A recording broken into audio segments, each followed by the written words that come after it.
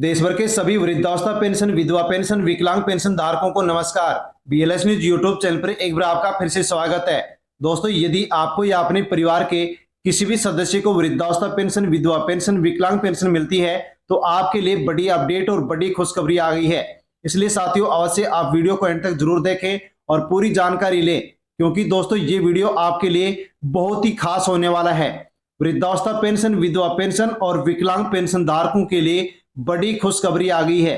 Pension योजनाओं पर 11 नए नियम लागू कर दिए गए हैं। हाँ साथियों, यदि आप इन 11 नए नियमों के बारे में जानकारी लेते हैं और इनके अनुसार अपनी अपडेट पूरी करते हैं तो साथियों आपको आगे पेंशन मिलेगी, वरना पेंशन आपको नहीं मिलेगी।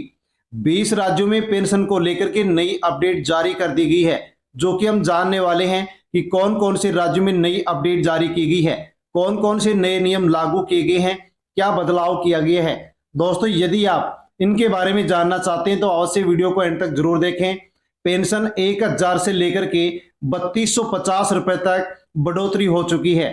अब आपको कितनी पेंशन मिलेगी, इस समय आपको कितनी पेंशन मिल रही है, उसको लेकर के आप कमेंट अवश्य करें। और दोस्तों, यदि आपकी अपने परिवार के किसी भी सदस्य की पेंशन बकाया चल रही है तो जान लीजिए कि इनको अब बकाया पेंशन 6000 रुपए मिलेगी और इनको बकाया 4500 यानी कि 4500 रुपए पेंशन मिलेगी। दोस्तों, आपकी कितने महीनों की पेंशन बकाया चल रही है उसके लेकर के आप कमेंट अवश्य करें।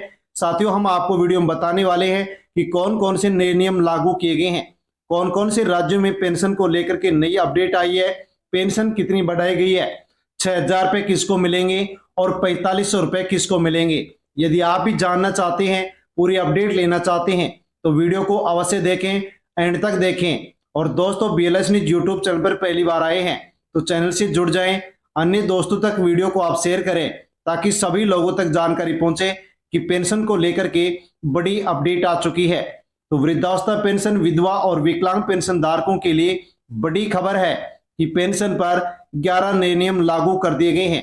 20 राज्यों में बदलाव शुरू हो चुका है। 1000 से लेकर के 3250 रुपए तक पेंशन में बढ़ोतरी कर दी गई है। यानी कि दोस्तों, अब पेंशन नियमों के हिसाब से मिलेगी। जरा सी गलती हुई तो पेंशन का पैसा बंद होगा। तो साथियों, आपको नियम अवश्य जानने चाहिए, समझने चाहिए कि कौन कौन से नियम लागू किए गए हैं। यदि आप नियमों के बारे में जानकारी नहीं लेते हैं, इनको आप फॉलो नहीं करते हैं तो साथियों आपको यहाँ पर नुकसान भी उठाना पड़ सकता है। 11 नए नियम। पहला नियम है ई केवाईसी अनिवार्य।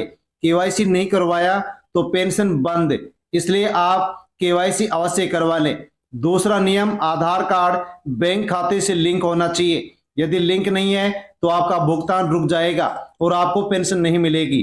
और साथियों, इन्हीं कारणों से लाखों लोगों की जो पेंशन है वो 3 महीने से 4 महीने से पेंडिंग पड़ी हुई है। तीसरा नियम है, बैंक खाता एक्टिव होना चाहिए। यदि आपका बैंक खाता बंद है तो आपको पैसा नहीं मिलेगा, इसलिए अवश्य चेक कर ले कि आपका बैंक खाता चालू है या फिर नहीं है। चौथा नियम है, वार्षिक सत्यापन वेरिफिकेशन। हर साल कराना जरूरी। यदि आपने अभी तक नहीं करवाया है तो अवश्य करवा लें। पांचवा नियम, जीवन प्रमाण पत्र देना अनिवार्य। नहीं दिया तो पेंशन रोकी जाएगी और पेंशन आपको नहीं मिलेगी। छठवां नियम है, परिवार की आय सीमा लागू।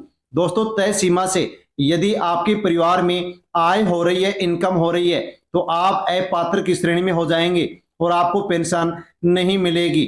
सातवां नियम, सरकारी नौकरी वालों को पेंशन नहीं दी जाएगी। यदि आपके परिवार में कोई भी सरकारी नौकरी में है तो आप पेंशन के लिए अपात्र हैं, आपको पेंशन नहीं मिलेगी। आठवां नियम, डुप्लीकेट लाभार्थी अब हटाए जाएंगे। एक परिवार से केवल एक को लाभ दिया जाएगा। या साथियों, आप एक योजना से अधिक, यदि 2 या 2 से अधिक योजनाओं का लाभ ले रहे हैं तो साथियों अब केवल आपको एक पेंशन योजना का ही लाभ दिया जाएगा। नौवां नियम, गलत दस्तावेज होने पर पेंशन बंद। इसलिए आपके दस्तावेज सही होने चाहिए, फर्जी नहीं होने चाहिए, क्योंकि बहुत से लोग आधार कार्ड में उम्र बढ़ा करके पेंशन ले रहे हैं। तो साथियों, सभी डॉक्यूमेंट्स यहाँ पर चेक हो रहे हैं। यदि उम्र सभी में समान नहीं मिली तो पेंशन बंद की जाएगी।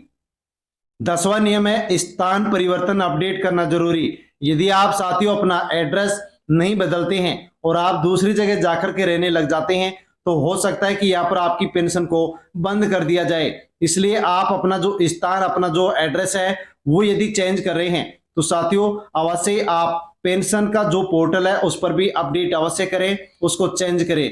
11वां नियम, मोबाइल नंबर अपडेट रखना जरूरी, क्योंकि ओटीपी के माध्यम से वेरिफिकेशन होता है। मोबाइल नंबर अपडेट नहीं होने पर भी आपका केवाईसी नहीं होगा और आपको पेंशन नहीं मिलेगी। साथियों आगे जानते हैं पेंशन धारकों के लिए जो कि सबसे अच्छी खबर है।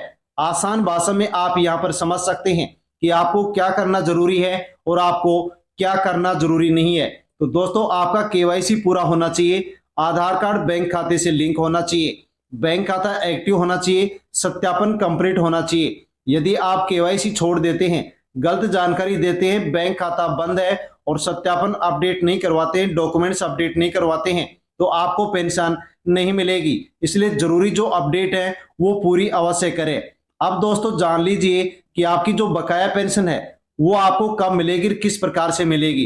तो जनवरी महीने की जैसे कि पेंशन आपको 1500 रुपए मिलती है, फरवरी की 1500, मार्च की 1500 और अप्रैल की 1500 आपकी पेंडिंग चल रही है।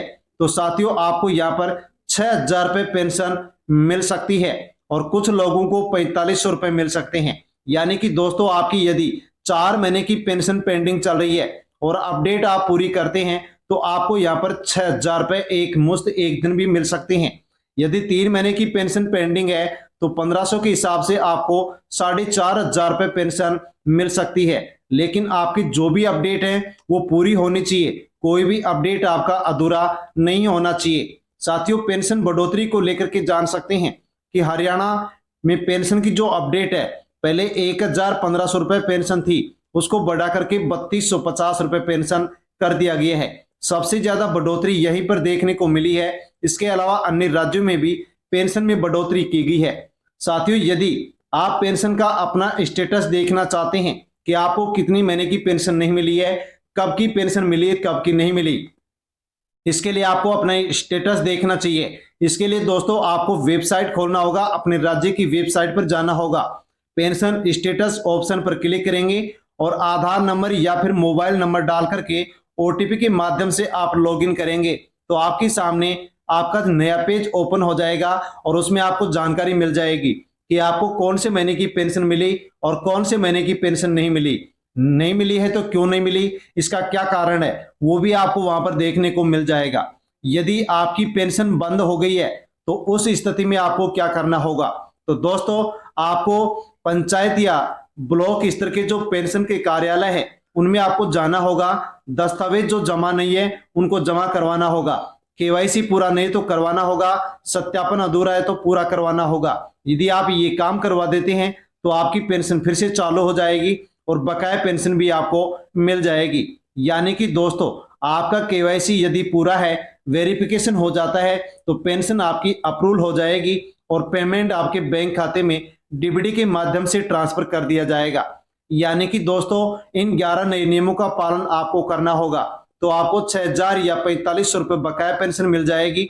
3250 रुपए पेंशन हरियाणा राज्य में दी जा रही है। 20 राज्यों को लेकर के अपडेट है कि आपकी जो भी अधूरी अपडेट है उनको पूरी अवश्य करें, वरना पेंशन आपकी अटक सकती है। जैसे कि केवाईसी अनिवार्य किया गया है, ये आपका कंप्लीट होना चाहिए। इसके अलावा अन्य और भी जो अधूरी अपडेट है वो भी आपकी पूरी होनी चाहिए। आपको नियमों को नजरअंदाज नहीं करना है, एक छोटी सी गलती से भी पेंशन को बंद कर दिया जाता है। इसलिए आप समय रहते अपने अपडेट पूरी करें ताकि पेंशन आपको मिल सके।